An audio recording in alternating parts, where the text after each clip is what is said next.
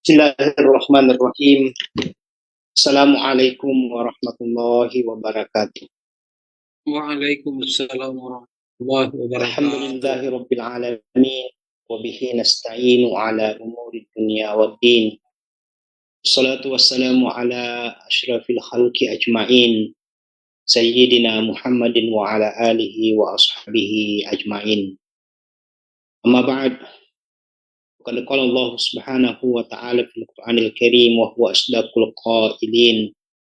A'udzu billahi minasyaitonir rajim. Bismillahirrahmanirrahim. Ya ayyuhalladzina amanu kutiba alaikumus syiyamu kama kutiba alal ladzina min qablikum la'allakum tattaqun. Shadaqallahul azim wa shadaqa rasuluhun nabiyul karim wa nahnu ala dzalika minasyahidin wasyakirin walhamdulillahi rabbil alamin. Jemaah tazkiyah yang dimuliakan oleh Allah Subhanahu wa taala. Kembali kita memanjatkan puja dan puji syukur kita kehadirat Allah Subhanahu wa taala atas limpahan karunia-Nya pada kita semua sehingga pada sore hari ini kita bisa melanjutkan kegiatan sekolah haji kita pada sore hari ini. Ada banyak nikmat yang diberikan oleh Allah Subhanahu wa taala dan kita sebagai hambanya patut untuk mensyukuri dari nikmat-nikmat itu. Ada nikmat kesehatan dan itulah nikmat tertinggi. Ada nikmat iman, ada nikmat kesempatan, dan kata Rasulullah Sallallahu Alaihi Wasallam, ni'matani maghbunun ala kathirin minan nas. Ada dua nikmatku yang sering dilupakan oleh manusia itu sendiri. Yang pertama adalah as-sihhatu, kesehatan, wal faragu, dan kesempatan. Nikmat ini adalah nikmat yang amat besar yang diberikan oleh Allah Subhanahu wa taala dan inilah patut untuk kita syukuri bersama. Dan salah satu cara mensyukuri itu adalah dengan banyak beribadah kepada Allah Subhanahu wa taala. Selawat dan salam kita persembahkan kepada junjungan Rasulullah sallallahu alaihi wasallam, Nabi yang menjadi role model kita dalam segala aktivitas keseharian kita. Hadirin yang dimuliakan oleh Allah Subhanahu wa taala, pada pertemuan yang lalu kita sudah mengkaji tentang evolusi makna puasa dari makna syariat ke makna hakikat. Nah, kajian kita pada sore hari ini itu tentang puasa membangun relasi dengan Allah Subhanahu wa taala. Puasa melatih manusia untuk menahan diri dari hal-hal yang secara naluriah dibutuhkan dan diinginkan oleh manusia itu. Ada tiga hal yang sering menjadi bahagian yang terpenting dalam diri kita, yaitu tentang makan, tentang minum, dan pemenuhan syahwat seksual kita. Dan ketika kita berpuasa, itulah yang dicoba untuk ditahan untuk sementara waktu pada saat kita berpuasa itu.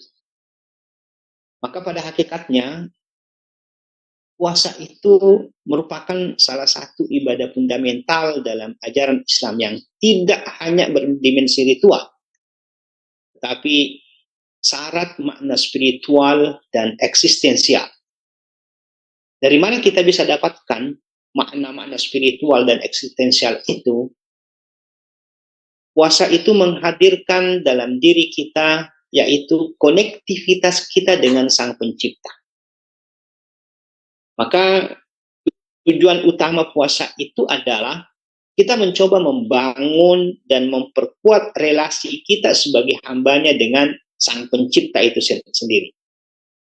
Dan relasi ini tidak hanya bersifat simbolik, yang di dalamnya membutuhkan pengendalian diri, ada keikhlasan, ada ketundukan dan kepasrahan total kepada Allah Subhanahu wa taala.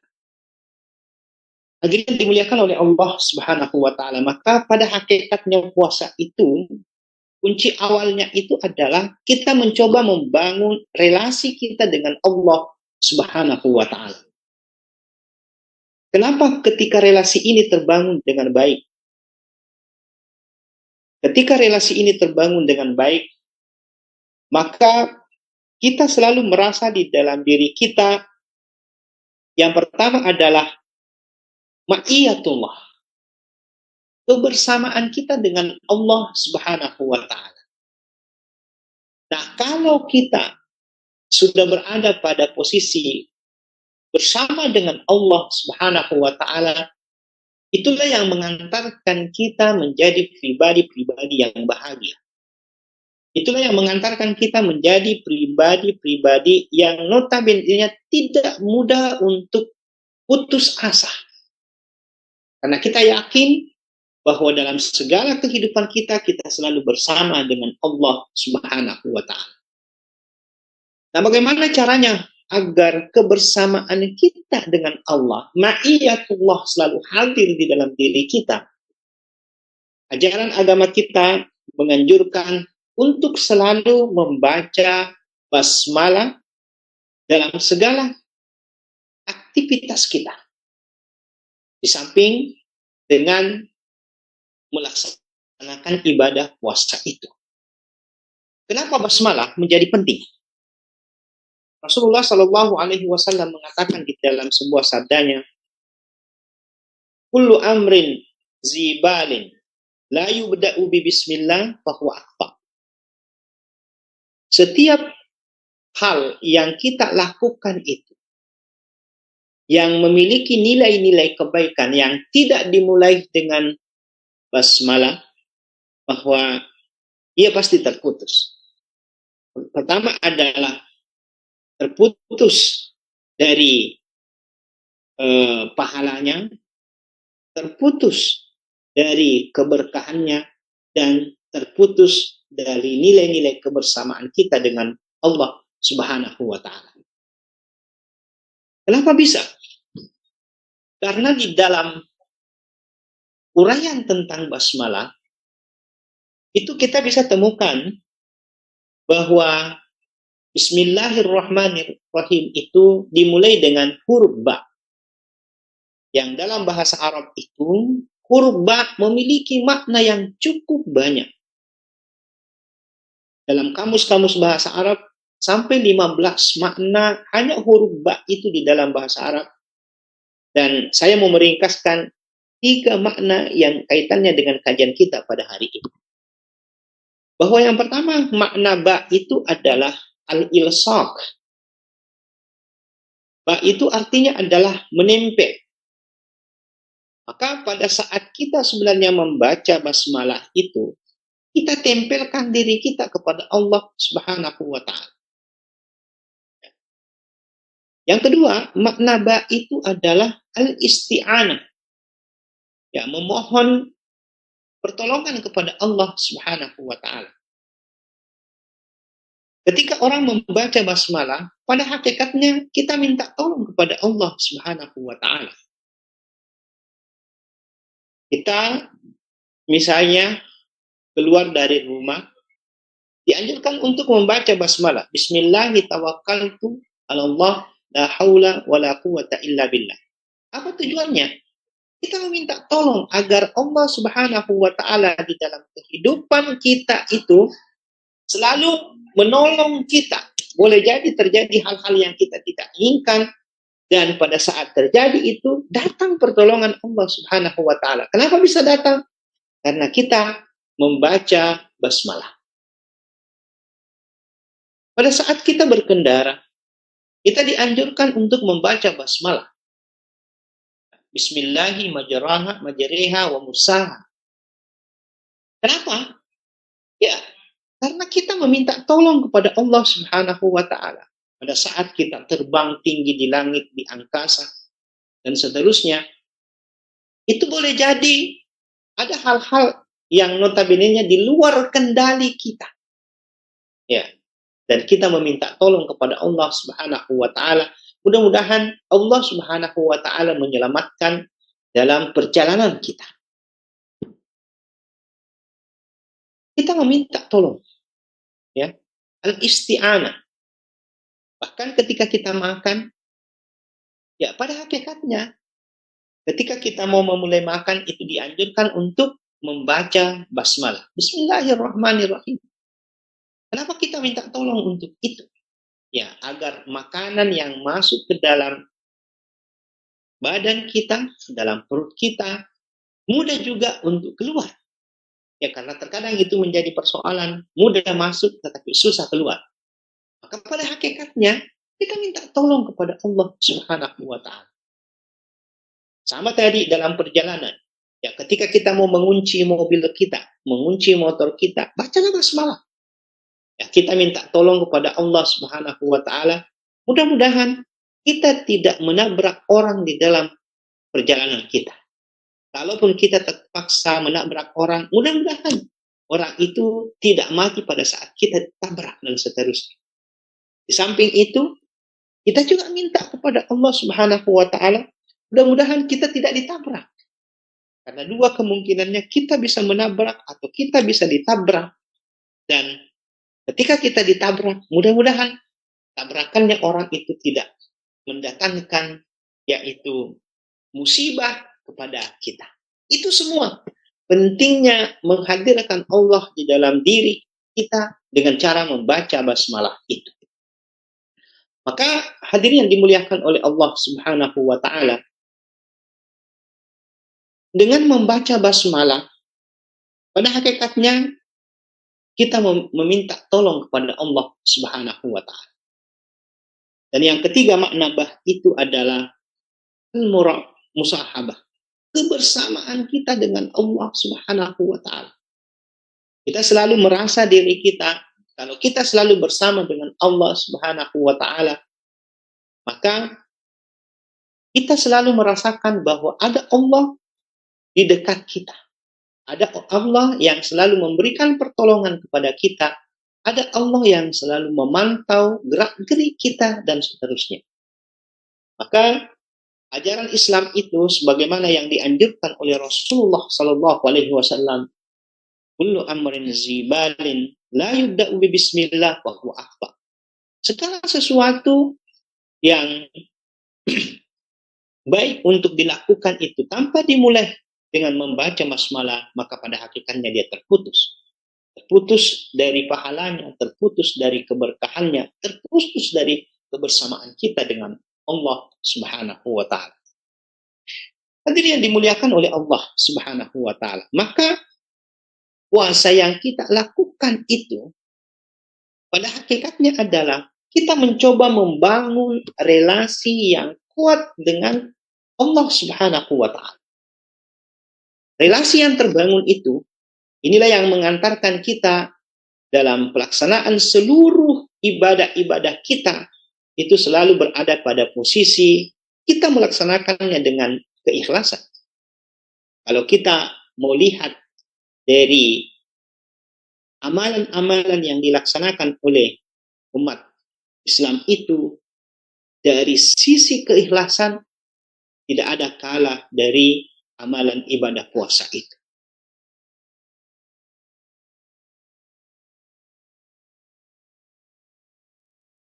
Adalah orang yang mengerjakannya itu tidak ikhlas. Kemungkinan besar panjang sekali bacaannya, panjang sekali gerakan-gerakannya diperbaiki dan seterusnya. Ya karena ada intrik-intrik tertentu di balik dari panjang bacaan itu.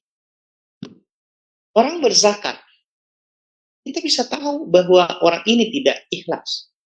Karena sering yang berzakat, berinfak, bersedekah itu, nanti dia bersedekah ketika disorot kamera. Nanti dia bersedekah ketika mau diviralkan. Nanti dia bersedekah ketika ada kepentingan-kepentingan tertentu. Sama halnya misalnya ketika musim-musim pilkada. Sering kita ada lihat orang menjadi dermawan dadakan. Ya pernah kita tahu bahwa pernah menyumbang di masjid. Lalu datang ke masjid itu memberikan sumbangan 10 juta. Tapi di balik 10 juta itu ada kartu namanya. Kartu nama itu pertanda bahwa orang yang memberikan ini Meskipun dia mengatakan ikhlas, tetapi sudah bisa ditandai bahwa orang itu tidak ikhlas. Karena selalu ada intrik-intrik di balik dari sumbangannya itu. Orang berhaji, kita tahu bahwa kemungkinan besar orang itu tidak ikhlas, kemungkinan besar. Ya, sekali lagi bahwa ada orang yang pergi berhaji bukan untuk ibadah, tapi dia ingin merubah status sosialnya. Saya pernah mengemukakan pada pertemuan yang lalu bahwa sebagian kita beribadah, khususnya melaksanakan ibadah haji, itu bukan karena lillahi ta'ala, tetapi ingin merubah status sosial. Mau dipanggil Pak Haji, sudah tidak tahan lagi di masyarakat itu kalau orang yang bukan haji selalu berada di tempat cuci piring dan seterusnya. Nah, ini yang biasa menjadi persoalan. Maka kita bisa melihat bahwa yang berhaji pun itu bisa kita lihat bahwa itu tidak ikhlas di dalam pelaksanaan ibadah haji. Tetapi puasa menjadi barometer tertinggi untuk melihat bahwa orang itu betul-betul ikhlas di dalam melaksanakan ibadah itu. Karena kenapa? Yang Maha tahu bahwa Anda berpuasa hanya Anda dengan Allah. Ada sebahagian orang pergi berwudu atas nama wudu. Pada hakikatnya dia minum pada saat dia berkumur-kumur itu. Siapa yang tahu bahwa Anda minum di situ? Siapa yang tahu bahwa Anda menelan air? Siapa yang tahu bahwa Anda pura-pura untuk minum dan seterusnya? Yang Maha tahu itu adalah antara Anda dengan Allah Subhanahu wa Ta'ala. Maka pembelajaran yang sangat berharga yang ada pada puasa itu adalah relasi kita dengan Allah Subhanahu wa Ta'ala adalah relasi yang dibangun atas dasar keikhlasan. Nah, kalau ini yang kita bawa masuk dalam ranah kehidupan sosial kita, maka kita mencoba untuk melihat bahwa apapun yang kita lakukan, cobalah bangun dengan niat keikhlasan itu. Karena kenapa? Ketika kita mencoba membangunnya dengan niat keikhlasan, apapun komentar orang, apapun yang dikemukakan oleh orang di luar kita, pasti kita merasa bahwa itu adalah pandangannya sendiri dan menurut kita adalah kita betul-betul berada pada sisi-sisi keikhlasan di dalam melakukan sesuatu. Hadirin yang dimuliakan oleh Allah Subhanahu wa Ta'ala. Di sisi lain bahwa ketika ini terbangun dari kita bahwa berpuasa itu adalah membangun relasi kita dengan Allah Subhanahu wa Ta'ala, maka muncul di dalam diri kita apa yang disebut sebagai muraqabatullah. Muraqabatullah artinya adalah selalu kita merasa bahwa ada pengawasan Allah kepada kita. Muraqabatullah menjadi titik penting dalam kehidupan kita. Pengawasan Allah Subhanahu wa Ta'ala menjadi urgent dalam kehidupan kita. Karena kita merasa bahwa apapun yang kita lakukan, kalau kita berniat untuk melakukan tindakan-tindakan kejahatan, mengambil hak-hak orang lain, mengambil hak yang bukan hak kita, lalu kita hadirkan bahwa Allah Maha melihat apa yang kita lakukan, maka kita tidak mau melakukan hal-hal yang seperti itu. Sinilah ketika kita menghadirkan muraqabatullah dalam kehidupan kita, itulah yang mengokohkan iman kita yang terpatri di dalam dada kita. Sehingga Rasulullah Shallallahu Alaihi Wasallam mengatakan di dalam sebuah sabdanya, la yasriku sariku wa huwa mu'minun. Seorang pencuri tidak mungkin akan melakukan tindakan kriminal pencurian kalau dia beriman. Wala yazni zani wa huwa mu'minun. Seorang pezina tidak mungkin akan melakukan asusila perzinahan kalau dia beriman. Wala yashrabul khamra hina yashrabuha wa huwa mu'minun.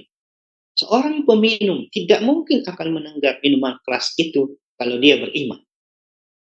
Maka terjadinya hal-hal yang kita tidak inginkan dalam kehidupan sosial kita, berupa pelanggaran-pelanggaran atau kriminal-kriminal yang ada, pada hakikatnya karena hilang iman di dalam diri kita.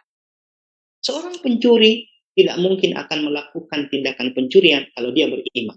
Dia tidak ingat lagi Allah Subhanahu wa Ta'ala. Dia tidak merasa bahwa di dalam dirinya ada pantauan Allah Subhanahu wa Ta'ala yang melihat, maha melihat dari segala tindak tanduk kita.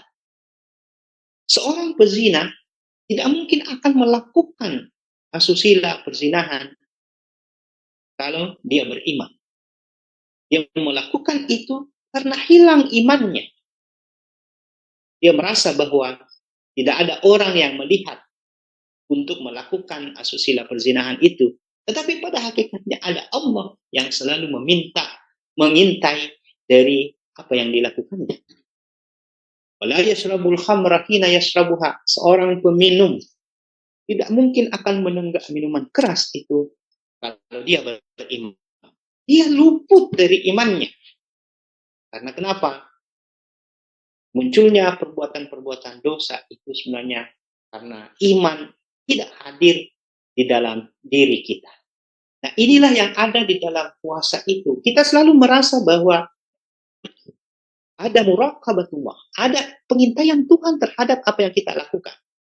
Seperti yang saya sebutkan, bahwa kita punya kesempatan untuk makan sepuasnya, untuk minum sepuasnya, bahkan untuk melakukan hubungan seks dengan istri kita sepuasnya. Tetapi kalau bukan waktunya itu, kita tidak mau melakukan. Kenapa kita tidak mau melakukan? Karena kita merasa bahwa kita sementara menjalankan perintah Allah dan ada Allah Subhanahu wa Ta'ala yang selalu memelototi atau melihat dari apa yang kita lakukan itu. Maka pada hakikatnya muraqabatullah itu mesti kita hadirkan dalam setiap momen-momen yang ada dalam kehidupan sosial kita. Kita selalu merasa bahwa Allah mengintai kita, sehingga hubungan-hubungan kita dengan sesama, apatah lagi ketika kita mau mengambil hak-hak kita, hak-hak yang notabene-nya bukan hak kita, kalau kita merasa bahwa ada Allah Subhanahu wa Ta'ala yang selalu mengintai kita, kita tidak mau melakukan hal yang seperti itu. Hadirin yang dimuliakan oleh Allah Subhanahu wa Ta'ala. Nah, dari sinilah ketika kita memahami bahwa puasa itu adalah membangun relasi kita dengan Allah, yang pada akhirnya akan membangun apa yang disebut sebagai kebersamaan dengan Allah atau ma'iyatullah, atau kita selalu merasa bahwa kita itu adalah berada pada posisi selalu terpantau oleh Allah Subhanahu wa Ta'ala, maka puasa itu akan mencerahkan jiwa kita. Maka puasa pada hakikatnya itu adalah bahagian dari sarana untuk tazkiyatun nafs. Bagaimana caranya kita mencoba untuk mensucikan jiwa kita, mensucikan diri kita. Karena kenapa? Ketika kebersamaan dengan Allah dan pantauan-pantauan Allah selalu kita rasakan dalam batin kita, maka itulah yang akan mengantarkan kita pada pensucian dari jiwa kita. Maka relasi kita dengan Allah tidak akan terbangun tanpa proses penyucian jiwa, tanpa ada tazkiyatun nafs. Dan puasa itu berfungsi sebagai instrumen efektif untuk membersihkan hati dari sifat-sifat tercela. Masuk di dalamnya adalah sifat-sifat kesombongan, sifat-sifat ketamakan, dan keangkuhan spiritual. Maka dengan berpuasa itu, kita semua berada pada posisi untuk mensucikan jiwa kita. Qad aflaha man zakkaha wa qad khaba man dassaha. Sungguh beruntunglah untuk orang yang selalu mensucikan jiwanya, dan tidak beruntung orang yang selalu menodai kesucian jiwanya. Hadirin yang dimuliakan oleh Allah Subhanahu wa Ta'ala. Maka dengan puasa itu bukan hanya kita membangun hubungan vertikal kita dengan Allah Subhanahu wa Ta'ala, tetapi di sisi itu kita bisa membangun hubungan horizontal kita dengan sesama.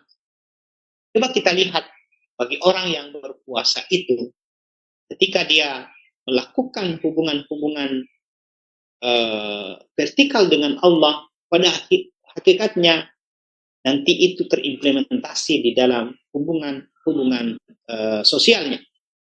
Maka orang yang merasakan kehadiran Allah di dalam hidupnya akan lebih sensitif terhadap penderitaan orang lain.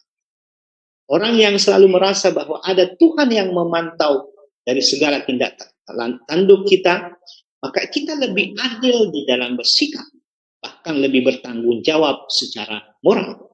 Karena kita merasa bahwa implikasi dari puasa yang kita lakukan itu adalah punya implikasi sosial, terutama dari sisi penderitaan orang lain, dari sisi keadilan dalam bersikap, dan dari sisi tanggung jawab secara moral. Maka dengan demikian bahwa puasa menjadi jembatan antara kesalehan individual dan kesalehan sosial kita. Hablum minallah kita tetap jaga, tetapi di sisi lain hablum minannas kita tetap pelihara dengan baik.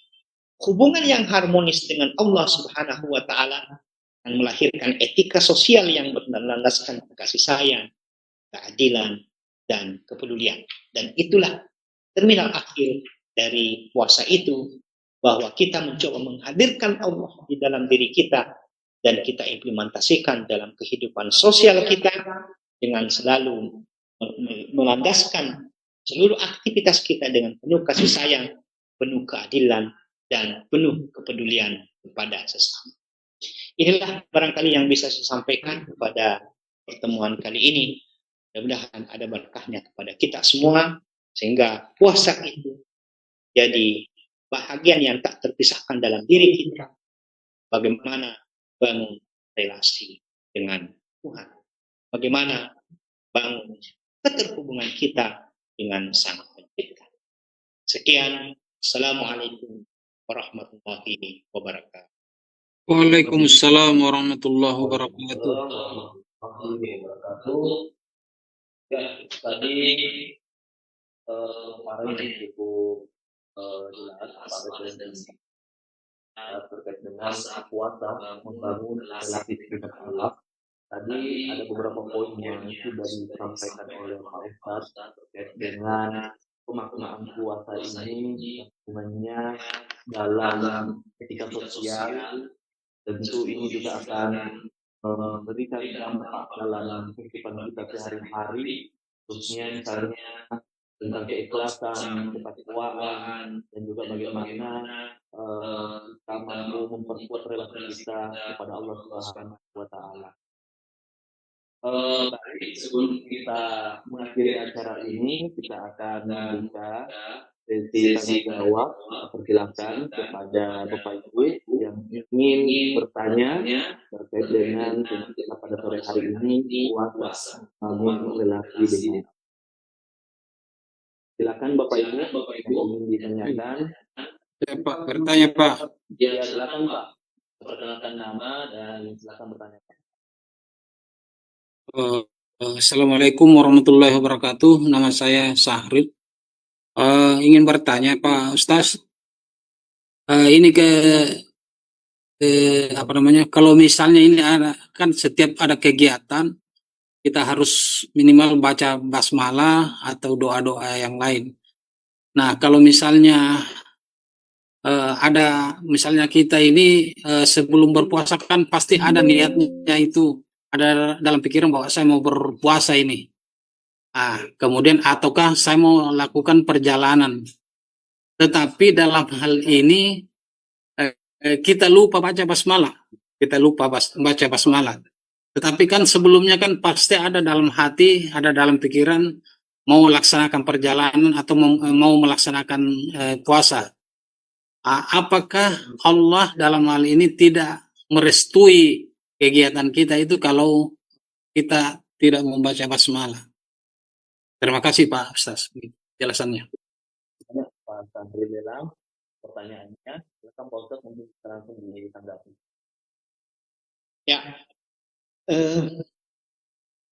dalam persoalan lupa dengan sesuatu, itu di luar dari kemampuan manusia. Lupa itu bukan sebagai sesuatu yang dicelah di dalam ajaran agama kita. Ya. Karena kenapa?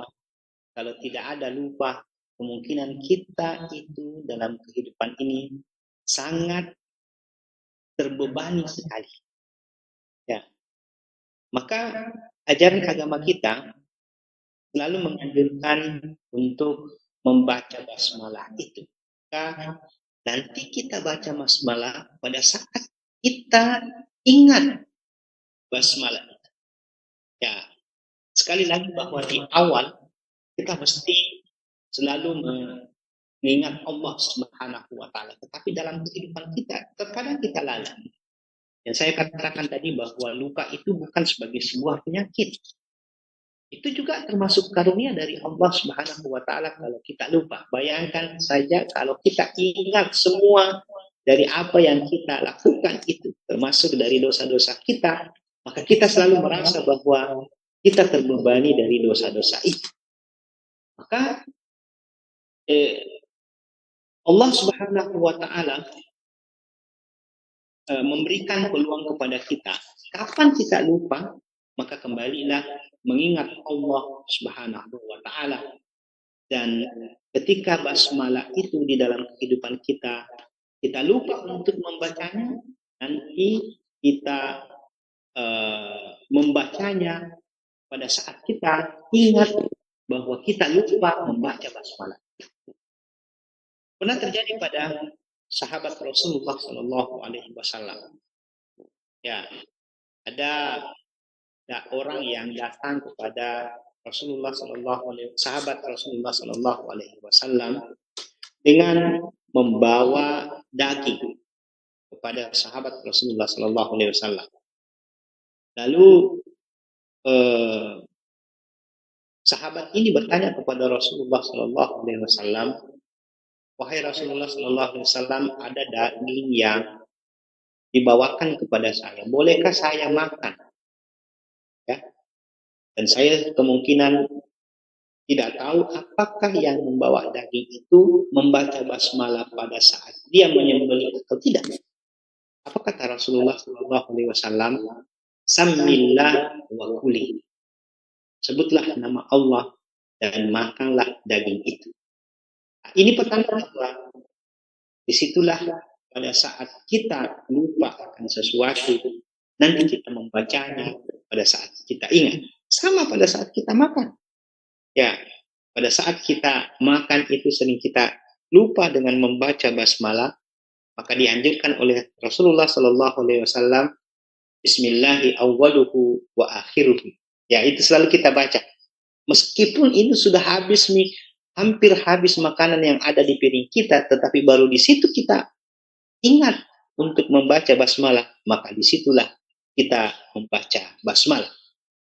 Sekali lagi bahwa persoalan lupa itu tidak dihitung di dalam ajaran agama kita sebagai bahagian dari dosa. Tapi sekali lagi bahwa kapan kita ingat untuk membaca basmalah, maka disitulah kita memulai membaca basmalah itu. Karena kenapa? Sekali lagi saya katakan bahwa dengan membaca basmalah itu, kita selalu merasakan dalam diri kita bahwa kita selalu dekat dengan Allah. Dengan membaca basmalah, kita memohon perlindungan dan pertolongan dari Allah Subhanahu wa taala. Dan dengan membaca basmalah, kita merasa bahwa dalam segala aktivitas kita merasa bahwa kita terpantau oleh Allah Subhanahu wa taala. Saya kira seperti itu, Pak Sari. Bagaimana dengan masalah Ya. Terima kasih banyak Pak Ustaz atas pencerahannya. Jadi artinya pada saat diingat Allah, disitulah kita bisa baca doanya atau baca basmalah, walaupun sementara dijalankan sesuatu. Gitu Pak Ustaz ya? Ya. Oke, Jadi Pak. misalnya Pak Sadir mau ke Makassar, pada saat mengunci mobilnya, pada saat itu sama sekali tidak ada ingatan untuk membaca basmalah. Sementara kita menyetir, ya disitulah Bismillahi majaraha wa mursaha. Ya. pada saat ini dan seterusnya, karena itu yang dianjurkan oleh Rasulullah SAW. Ada seorang sahabat yang makan dia lupa baca basmalah, lalu Rasulullah SAW katakan kepadanya, meskipun kamu di dalam pertengahan makan, bacalah Bismillahi awwaluhu wa akhiruhu. Ya. Karena kenapa? Ya, selalu kita katakan bahwa kita mencoba untuk selalu menempelkan diri kita kepada Allah Subhanahu wa taala.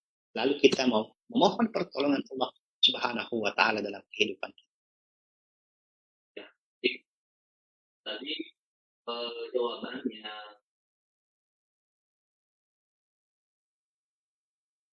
Ya Pak, sedikit lagi. Ini karena tidak ada penanyaan lain, jadi saya tambah. Ini Pak, biasa kami alami dan biasa juga teman-teman alami yang punya anak. Gini Pak Ustaz, bagi anak-anak sebagian ini kan anak muda biasanya itu kan agak susah bangun sahurnya Pak Ustaz. Mungkin banyak begadang atau apa. Nah, pertanyaan saya, bagaimana hukumnya apabila bagaimana hukumnya puasa apabila dia tidak sahur? Mungkin karena terlalu mengantuk sehingga kita capek kasih bangun, capek kasih bangun, kita juga yang kasih bangun capek juga sehingga tidak sahur sesuai dengan yang diharapkan. Kira-kira bagaimana hukumnya itu Pak Ustaz? Terima kasih. Ya, sahur itu adalah sunnah puasa. Bukan berarti bahwa kalau orang tidak sahur, bangun untuk makan sahur, nanti tidak sah puasanya. Bukan. Ya, cuma kenapa dianjurkan untuk sahur? Supaya badan kita tetap fit di dalam menjalankan ibadah puasa. Oleh karena itu, ketika anak-anak kita susah dibangunkan untuk sahur dan seterusnya, tetapi mampu untuk berpuasa esok harinya, maka tetap dipersilakan untuk berpuasa. Ya, karena kenapa? Sahur itu bukan menjadi syarat sahnya puasa. Syarat sahnya puasa itu adalah menahan makan dan minum serta berhubungan seksual mulai dari terbitnya fajar hingga terbenamnya matahari. Kalau kita sudah mampu menjalankan itu, maka secara fikih puasa kita menjadi sah meskipun kita tidak makan sahur. Sekali lagi bahwa makan sahur itu adalah hanya sunnah-sunnah puasa. Alangkah baiknya kalau kita makan sahur supaya badan kita lebih fit di dalam menjalankan ibadah puasa itu sendiri. Saya kira seperti itu Pak Sarif. Jadi tetap sah puasanya orang yang menjalankan puasa itu meskipun dia tidak bangun sahur. Dan tidak sah itu kalau dia katakan, ya seandainya tidak aku sambung kicoto, tadi setelah duhur tidak bisa kasih sampai puasa aku. Ya, itu tidak sah. Ya. Saya kira seperti itu Pak Sarif. Siap, makasih banyak Pak Ustaz. Ya, saya ingin menyampaikan sebagai penutup bahwa puasa bukan sekedar kewajiban tahunan yang bersifat, tapi puasa itu adalah sarana spiritual yang mendalam untuk membangun dan memperbaharui relasi kita dengan Allah Subhanahu wa Ta'ala. Melalui puasa, kita sebagai hambanya belajar mengenal jati diri kita sebenarnya. Dalikan nafsu kita, sucikan jiwa kita, bahkan mampu menghadirkan Allah Subhanahu wa Ta'ala dalam setiap denyut kehidupan kita. Relasi dengan Allah Subhanahu wa Ta'ala yang dibangun melalui puasa itu adalah relasi yang selalu hidup, relasi yang menumbuhkan ketakwaan, perhalus nurani kita, dan mengarahkan manusia menuju kehidupan yang bermakna, baik di hadapan Tuhan maupun di tengah manusia itu. Maka lakukanlah puasa itu untuk perkuat relasi kita dengan Sang Pencipta dan memperkuat relasi kita dengan sesama. Akhirul kalam. Assalamualaikum warahmatullahi wabarakatuh. Waalaikumsalam. Waalaikumsalam warahmatullahi wabarakatuh. Itu tadi